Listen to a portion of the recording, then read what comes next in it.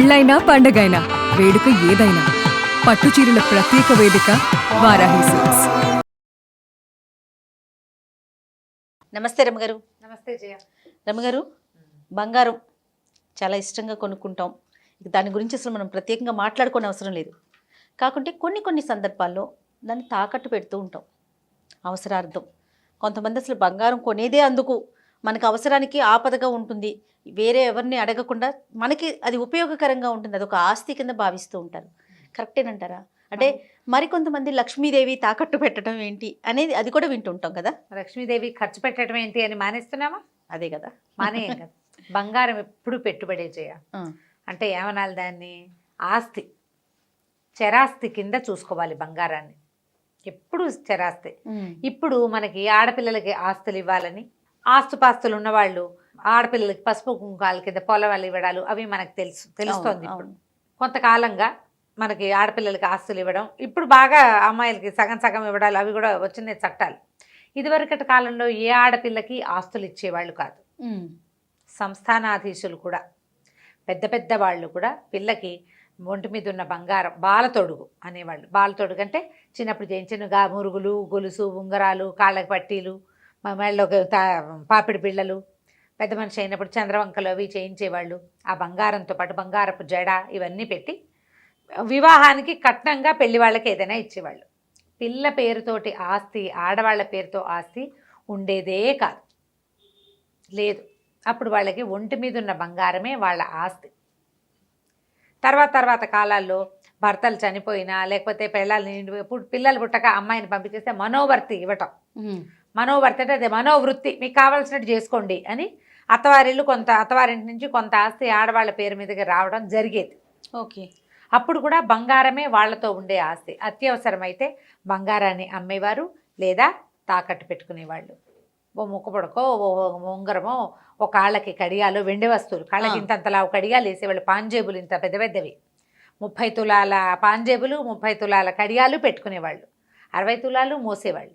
వాటిని ఎక్కడైనా తాకట్టు పెట్టుకుంటే ఓ 100 రూపాయలు వేస్తే అవసరం గడిచిపోతుంది. పని అయ్యాక మెల్లిగా రూపాయి కోడేసి మళ్ళీ వస్తువు తెచ్చి ఇంట్లో పెట్టుకునేవాళ్ళు. మనకు అవసరం కాదు కదా. ఇది లక్ష్మీదేవే. ఇప్పుడు నువ్వు దాన్ని తాకట్టు పెట్టావు, తాకట్టు పెట్టి నువ్వేం చేస్తావు, డబ్బే తెచ్చుకుంటావు, లక్ష్మీదేవినేగా తెస్తావు, అవసరానికి వాడుకుంటావు. మళ్ళీ ఏం చేస్తావు, దాన్ని వెనక్కి తెచ్చుకుంటావు. ఈ తాకట్టు పెట్టే వ్యవహారాలు ఏంటంటే అమ్మేయటం కంటే తాకట్టు బెటరు. తాకట్టు ఉంటే ఆ వస్తువు మనకి కావాలన్న ఆకాంక్ష ఒకటి ఉంచుకోవాలి, దాన్ని వెనక్కి తెచ్చుకోవాలి. పల్లెటూళ్ళలో కూడా ఇప్పుడు రైతులు ఉంటారా, క్రాప్ లోన్లు తీస్తారు, ఆ డబ్బులు సరిపోవు. బంగారాలు, నాంతాళ్ళు, పుస్తెల తాళ్ళు కూడా పెడతారు జయ. గ్రామీణ బ్యాంకుల లాకర్ల నిండా, లాకర్లు అంటే ఇది ఏమంటారు దాన్ని, స్ట్రాంగ్ రూమ్ నిండా ఆ ఊరి రైతుల పెళ్ళాల తాలూకు పుస్తలే ఉంటాయి. బక్క రైతులు పాపం డబ్బులు అవసరం, మళ్ళీ ధాన్యం వచ్చాక డబ్బులు కట్టేసి పెద్ద పండగ నాటికి సూత్రాలు పుస్తలు తెచ్చేస్తారు, పుస్తలతో సహా పెట్టేస్తారు. లేదా పుస్తలు ఉంచుకొని నాంతాళ్ళు పెట్టుకుంటారు. బంగారం డబ్బులు ఉన్నప్పుడు చేయించుకుంటే అవసరమైతే బంగారం ఆదుకుంటుంది. ఇప్పుడు నేను 1 ఎకరం పొలం కొనుక్కున్నాం మనం అనుకో, బంగారం అప్పటికప్పుడు అమ్మడానికి ఎకరం పొలానికి నీకు రేట్ రాదు. అవును. తాకట్టు పెట్టడం, పొలాలు తాకట్టు పెట్టుకునే వాళ్ళు తక్కువ దొరుకుతారు, ఎక్కువ మంది ఉండరు. అమ్మలేకపోతాం. పైగా పొలాలు ఎప్పుడు కూడా అమ్మబోతే అడవి, కొనబోతే కొరివి. అవును. అమ్మలేకపోతాం. ఇమీడియట్గా కావాలంటే అక్కడ 10 లక్షలు ఉన్నది మనకు 6 ఇస్తానంటాడు వాడెవడ, మన అవసరాన్ని గ్రహించి. అదే ఇప్పుడు మన బంగారం తాకట్టు పెట్టామనుకో, దానికి ఒక నియమబద్ధమైన రేటు ఉంటుంది బ్యాంకుల్లో, గ్రాముకి ఇంత అని. గ్రాము ఇప్పుడు 5,000 ఉంది జనరల్గా, 3,500 ఎంతో ఇస్తారు. అమ్మేస్తే మనకు 4,500 వస్తుంది అనుకో, 3,500 ఇస్తారు, వడ్డీ వేస్తారు. ఇది ప్లాన్డ్గా తెచ్చుకోవచ్చు కదా. అవును, చాలా మంచి పనే, కానీ అదేమీ చెడ్డ పని కాదు. అయితే కొత్త పెళ్లి కూతురు మనలో బంగారం తీసాడు అని చిన్నబుచ్చుకునే లాంటి మాటలే, కానీ అసలు ఆడపిల్లలకి బంగారం పెట్టేదే వాళ్ళ అవసరాలకి ఆదుకోవటానికి. అలాగని మొగుళ్ళు జల్సాలకి, పిచ్చి వేషాలకి వాడతామనకూడదు. Precious thing. అవును, ప్రీషియస్ థింగ్, మన ఆస్తి. దీన్ని అవసరానికి వాడుకో, జాగ్రత్తగా పెట్టుకో అనేది ట్యాగ్ లైన్ దానికి. తాకట్టు పెట్టే నీ ఇష్టం వచ్చినట్టు అమ్మేమని నేను చెప్తున్నాను అనుకోకండి, అది పొరపాటు ఆ మాట. మనం ఒక వస్తువు తాకట్టు పెట్టుకున్నాం, అది మన పిల్లని తీసుకెళ్ళి అక్కడ పెట్టినట్టే. తెచ్చుకోవద్దు దాన్ని వెనక్కి. మరి తెచ్చుకుంటే అది మళ్ళీ గుడ్డు పెడుతుంది నీకు. తెచ్చుకుంటే ఇంకోసారి పెట్టుకుంటాం. ఈ ఏడాది విడిపించుకుంటాం, మీదటికి అవసరపడలా ఆ పై ఏడాదికి పిల్లల పెళ్ళిళ్ళో, ఇల్లు కట్టుకుంటున్నామో, ఏదైనా పొలం వ్యవహారమో, మనకే ఏదో వ్యాపారంలో మదుపు కావాలో, ఎవరికైనా ఏదైనా అత్యవసరమైన అప్పు తీర్చాలంటే దీనికి వడ్డీ తక్కువ ఉంటుంది. గ్రామీణ బ్యాంకుల్లో చాలా తక్కువ ఉంటుంది గోల్డ్ లోన్కి, ఇంట్రెస్ట్ రేట్ తక్కువ. ఇప్పుడు ప్రైవేట్ బ్యాంకుల్లో కొంచెం రేట్ ఎక్కువే ఉంటుంది. పల్లెటూరు వాళ్ళకి చాలా వెసులుబాటు. అర్బన్ బ్యాంక్స్లో, చిన్న బ్యాంకుల్లో వీలుగా ఉంటుంది. అక్కడ పద్ధతి అది చూపించి వ్యవసాయానికి అని కనుక పెట్టుకుంటే ఇంకా కొంచెం తక్కువ ఇంట్రెస్ట్లో వస్తుంది. అందరూ చేస్తారు జయ, అదేం తప్పు చెడిపోయిన పని కాదు. కాకపోతే ఇలా పెట్టేసి వదిలేయకూడదు. పెద్ద పెద్ద పాన్ బ్రోకర్ల దగ్గర అక్కడ పెడితే బంగారం వదిలిపెట్టేయాల్సి వస్తుంది.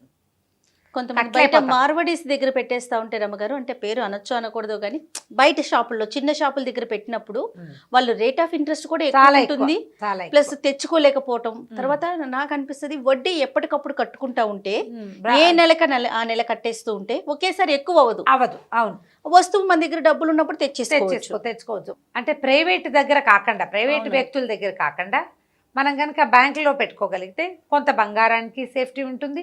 వడ్డీ ఇంట్రెస్ట్ కట్టేసుకుంటూ ఉంటే ఏ నెల కానేలా ఎక్కడైనా కూడా ఈజీగా, ప్రైవేట్ అయినా బ్యాంక్ అయినా ఏదైనా కూడా ఇంట్రెస్ట్ అనేది ఎవరి మంత్ పే చేస్తూ ఉంటే ఈజీగా ఉంటుంది. భార్యల బంగారం వాళ్ళ సంసారానికి ఉపయోగపడాలి. భర్తల జల్సాలకి, తాగుబోతనానికి మాత్రం కాదు.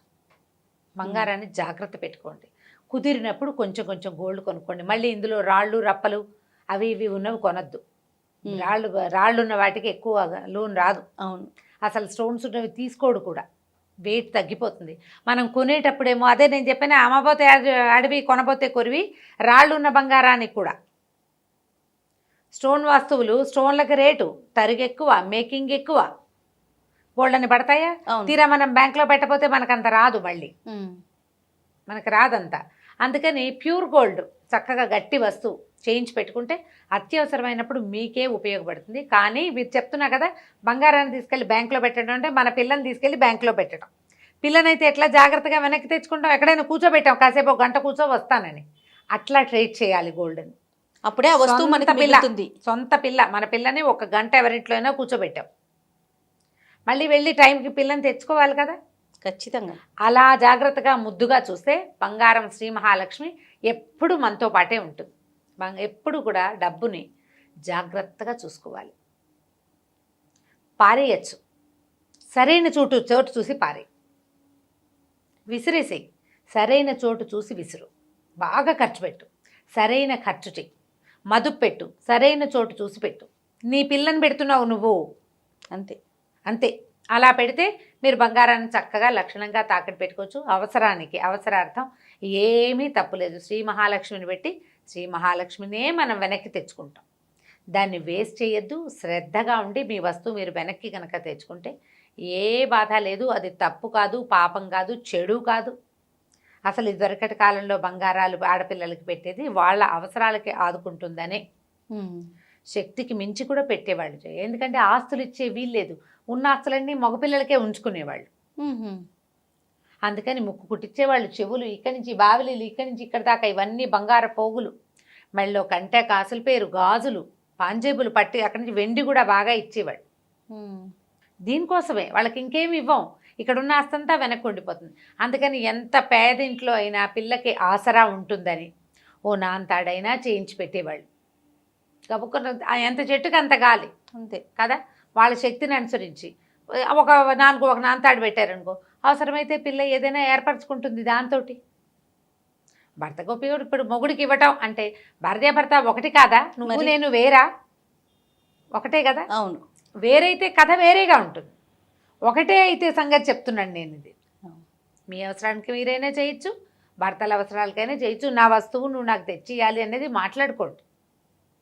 ఆ పని చేస్తే ఇప్పుడు నేను చెప్పాక అక్కడ ఎక్కడో ప్రైవేట్ వ్యక్తుల దగ్గర అప్పటికప్పుడు ప్రాణాలు పోయే పరిస్థితిలో కాకుండా కొంచెం ప్లాన్డ్గా బ్యాంకుల్లో అట్లా అయినా ప్లాన్ చేసి పెట్టుకుంటే మళ్ళీ వెనక్కి తెచ్చుకోవచ్చు. లక్ష్మీదేవిని మళ్ళీ ఇంటికి చేర్చుకుని ఆ పూట పాయసం చేసి దండం పెట్టుకుంటే మళ్ళీ వెళ్ళిపోకుండా ఉంటుంది మన ఇల్లు వదిలిపెట్టి.